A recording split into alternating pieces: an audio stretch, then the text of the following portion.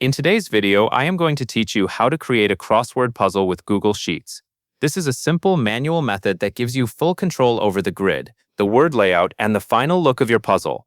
Start by opening a brand new Google Sheet. Before you place any letters, you will want the grid to look like real crossword paper with square boxes. Click the blank rectangle at the top left of the sheet, between the column letters and row numbers. This highlights every cell. Now resize the columns and rows so the cells become squares. You can drag the column boundary to adjust width and the row boundary to adjust height. For a clean look, use the same pixel size for both, so each cell is evenly shaped. Once your cells are square, choose the area that will be your crossword grid. Begin designing the layout by typing letters into cells to form your words. Place words so they intersect, sharing letters just like a traditional crossword. Take your time here because the layout determines how smooth the solving experience will feel. Next, add the puzzle structure.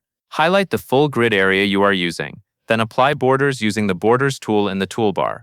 Choose the option that adds all borders so every cell is clearly separated. After that, identify the cells that should be blocked out, meaning they are not part of any word. Select those empty cells and use the Fill Color tool, the paint bucket icon, to fill them with black. This creates the classic crossword pattern and makes the active letter cells easy to spot. Now add numbering.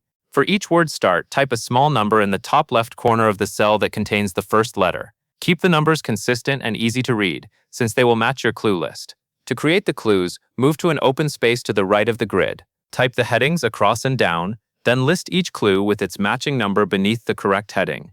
Keep your clue text clear and aligned so it is simple to follow. Finally, make a blank copy for solving. Go to File, then Make a Copy.